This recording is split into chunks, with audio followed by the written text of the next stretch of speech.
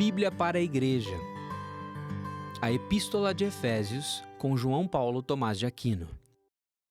Graça e paz. Este é o Bíblia para a Igreja e é uma alegria podermos estudar a Bíblia juntos. Nestes episódios nós vamos estudar a carta de Paulo aos Efésios e começaremos com os dois primeiros versículos que nos dizem assim: Paulo, apóstolo de Cristo Jesus, pela vontade de Deus, aos santos que vivem em Éfeso e são fiéis em Cristo Jesus. Que a graça e a paz de Deus, nosso Pai, e do Senhor Jesus Cristo estejam com vocês. Paulo teve o seu primeiro contato com a igreja de Éfeso, na verdade com a cidade de Éfeso, ainda não havia uma igreja especificamente ali, mas com algumas pessoas ali, os primeiros convertidos, no ano 51, no transcorrer da sua segunda viagem missionária. Ele passou apenas pouquíssimos dias por ali. Na segunda viagem missionária de Paulo, o foco principal foi a cidade de Éfeso. Então, dos anos 52 até 55 depois de Cristo, Paulo ficou 2 anos e meio, mais ou menos, 2 anos e 3 meses, algo em torno disso.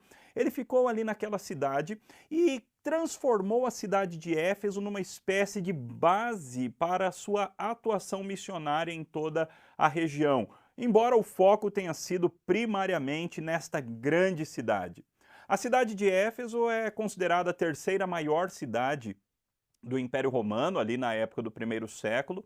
Era uma cidade muito desenvolvida, a principal cidade de uma província romana chamada Província da Ásia Menor, e era uma cidade bastante rica, uma cidade, calcula-se com em torno de 250 mil habitantes, tinha o seu porto, tinha uma vida comercial bastante pujante, tinha uma vida religiosa ainda mais importante, sendo que a deusa principal da cidade era a deusa Diana, deusa da fertilidade, deusa muito importante, inclusive para a economia da cidade. Economia esta que era baseada na venda de diversos nichos, de diversas imagens, de diversos objetos religiosos ligados à deusa Diana, bem como no grande turismo que era feito por causa do templo de Diana e por causa de todas essas coisas religiosas que aconteciam ali em Éfeso. Esta é a cidade que o apóstolo Paulo escolhe para desenvolver o seu ministério e uma das cidades onde ele gasta mais tempo no transcorrer de toda a sua carreira missionária, como eu já disse, ficando ali 2 anos e 3 meses. Paulo, depois que sai de Éfeso, demora em torno de 5 anos, mais ou menos, para escrever a carta que nós temos no Novo Testamento.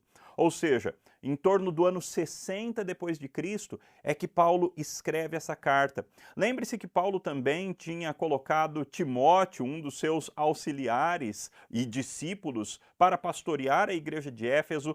Lembre-se também que a igreja de Éfeso recebe uma carta do apóstolo João, lá no Apocalipse. Ela é uma das 7 igrejas que recebem o livro do Apocalipse como um todo, de maneira que nós estamos diante de uma das igrejas mais importantes do Novo Testamento. Igreja pastoreada por Paulo, pastoreada por João, pastoreada por Timóteo, uma igreja que teve um privilégio grandioso de contar com vários homens de Deus importantes cuidando dela. Nesta carta, nestes 2 primeiros versículos, Paulo denuncia ou ele anuncia um dos seus principais temas. Ele saúda a igreja, como ele faz em todas as suas 13 cartas no Novo Testamento, ele saúda a igreja com graça e paz. Veja novamente que a graça e a paz de Deus, nosso Pai, e do Senhor Jesus Cristo estejam com vocês. Às vezes a gente olha para essa saudação e a gente passa correndo por ela, não é verdade? É como se fosse uma saudação sem grande sentido, sem grande significado, mas note, esse é um dos termos, essa expressão conjunta, graça e paz, é um dos termos teológicos mais importantes da teologia paulina. Na verdade, Paulo inventou essa saudação, foi uma saudação cunhada pelo próprio apóstolo Paulo, ninguém usava graça e paz antes de Paulo. Paulo é que inventa essa saudação e por meio dessa saudação ele comunica toda a sua teologia de uma maneira bastante encapsulada, bastante resumida. Para Paulo, a graça é o elemento fundamental da nossa salvação. Foi a graça de Deus, este maravilhoso atributo do Senhor, é o que faz toda a diferença em nós sermos transformados. Em sua vontade soberana, o Senhor decide derramar graça sobre algumas pessoas. Mas essa graça não vem apenas, e olha que não é pouco, em forma de salvação, ela também vem em forma de vocação para o ministério, de vocação para o apostolado, no caso do apóstolo Paulo, mas de vocação para todos os crentes, no caso dos dons espirituais, que também por vezes recebem o nome de graças. A graça é aquilo que possibilita que nós, uma vez em comunhão com Deus, agora tenhamos paz. Veja que graça e paz estão intimamente relacionadas. Graça e paz, ou seja, é a graça de Deus que possibilita que nós vivamos em paz com Deus. É a graça de Deus que possibilita que nós vivamos em paz uns com os outros. E esse é um dos principais assuntos da carta de Paulo aos Efésios. Porque a igreja de Éfeso era composta tanto de judeus quanto de não-judeus, de gentios, de pessoas de vários lugares. Aliás, Éfeso era uma cidade que atraía pessoas de todos os lugares do Império Romano. E assim a igreja era composta de uma ala judaica e uma ala de várias pessoas de vários lugares que eram tratados pelos judeus como os gentios.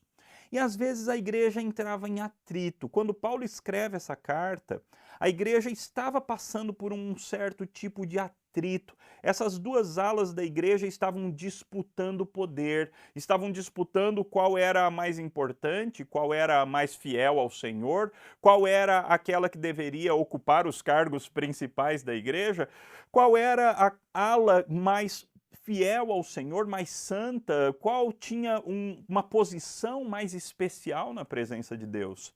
E Paulo escreve para fomentar a unidade. Paulo escreve para fomentar a paz que vem por meio da graça de Deus. Se você ler a carta inteira de Paulo aos Efésios, você vai reparar que muitas vezes Paulo usa os termos graça e paz no transcorrer da carta inteira. Por exemplo, lá no capítulo 1, versículo 6, Paulo diz que a salvação aconteceu para louvor da glória da graça de Deus. Lá no capítulo 1, versículo 8, ele diz que a remissão dos pecados acontece segundo a riqueza da graça de Deus. Lá no capítulo 2, verso 5, pela graça vocês são salvos. Esse arroubo maravilhoso teológico de Paulo, pela graça vocês são salvos, que ele repete no versículo 8, porque pela graça vocês são salvos. Ou no versículo 7 do capítulo 2, Deus fez isso para mostrar nos tempos vindouros a suprema riqueza da sua graça. Assim, a graça é absolutamente fundamental, é a graça que nos transforma. Mas essa graça que transforma, ela transforma com um objetivo. Ela transforma de tal maneira que agora nós possamos viver como um povo uno, um povo que vive em unidade, um povo que tem paz. Talvez isso seja um assunto muito importante para você, para a sua igreja. Quem sabe você já teve problemas de relacionamento com alguém lá da tua igreja. Quem sabe existam fraturas no relacionamento lá dentro da sua igreja, no seu relacionamento ou no relacionamento de outras pessoas. Quem sabe existam até partidos dentro da sua igreja. A carta de Paulo aos Efésios nos relembra que a igreja não pode ser dividida. A graça de Deus nos obriga a viver em paz. É isso que Paulo diz, por exemplo, no capítulo 2, versículo 14, porque ele, Cristo, é a nossa paz. De dois povos ele fez um só. Mais à frente, no versículo 15 do capítulo 2, Cristo aboliu a lei dos mandamentos na forma de ordenanças, criando para si uma nova humanidade, fazendo a paz. Ele evangelizou paz para os que estavam longe e paz para os que estavam perto. De maneira que esse binômio, graça e paz, é um binômio muito importante para o apóstolo Paulo. Essa expressão é uma expressão que transmite, que comunica de maneira muito resumida toda a teologia do apóstolo Paulo. Olha que essa é uma afirmação bastante abrangente, não é? Toda a teologia do apóstolo Paulo é transmitida dessa maneira encapsulada e resumida. graça e paz. Por isso que isso virou uma saudação na igreja primitiva, graça e paz. Agora, note que lá nos últimos versículos da carta de Paulo aos Efésios, Paulo comunica mais uma vez essa teologia, mas ele inverte. Ele introduz a sua carta com graça e paz. E ele encerra, ele conclui a sua carta com paz e graça. Olha lá no versículo 23 do capítulo 6. Paz seja com os irmãos, e amor com fé da parte de Deus Pai e do Senhor Jesus Cristo. A graça esteja com todos os que amam sinceramente o nosso Senhor Jesus Cristo. Então veja, Paulo começou com graça e paz, e ele conclui com paz e graça, de tal maneira que ele coloca graça e paz e graça como um parênteses, abrangendo toda a carta, abraçando toda a carta. Ou seja, essa é a carta da graça e da paz. Essa é a carta na qual nós aprendemos a respeito da grande e maravilhosa graça de Deus. E uma vez aprendendo a respeito da graça, nós precisamos também aprender a viver em paz. Mas por enquanto nós não falamos muito do versículo 1. Então, rapidinho, nós vamos ver. Paulo define a si mesmo como apóstolo de Cristo Jesus pela vontade de Deus. Paulo normalmente se define dessa maneira quando ele precisava relembrar os cristãos para quem ele escreve da sua identidade oficial. Ele não é um mero amigo que está escrevendo, ele não é um dos líderes da igreja, mas ele é um apóstolo. Ele é um representante oficial do Senhor Jesus Cristo. E ele deixa isso ainda mais claro quando ele diz apóstolo de Cristo Jesus pela vontade de Deus.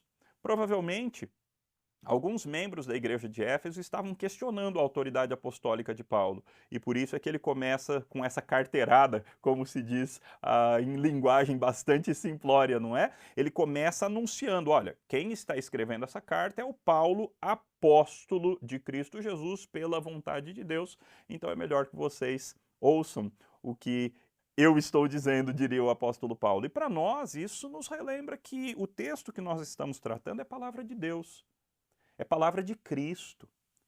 Este escritor, ele era um representante oficial do Senhor Jesus Cristo, convocado por Cristo como seu representante. E assim, quando nós lemos a carta de Paulo aos Efésios, nós estamos lendo a palavra de Deus. Paulo também define os destinatários para quem ele escreve. Ele os define como santos e fiéis em Cristo Jesus. Santos que vivem em Éfeso e fiéis em Cristo Jesus. Não era fácil ser santo vivendo em Éfeso. Não era fácil manter a santidade vivendo numa sociedade tão corrompida quanto Éfeso. Provavelmente Éfeso era pior do que a nossa sociedade atual em matéria de sujeira moral, por incrível que pareça. Ainda assim, os cristãos foram chamados pela graça para serem santos, para manterem uma vida diferente, para serem caracterizados pelas características que vêm de Cristo, como Paulo vai demonstrar de maneira muito clara no transcorrer da carta. E eles eram também chamados para serem fiéis em Cristo Jesus, aqueles que creem em Cristo e que são transformados em pessoas que agora vivem da maneira que agrada o Senhor Jesus Cristo. Então Paulo termina com a saudação, graça e paz. E assim, junto com Paulo, nós também concluímos. Graça e paz.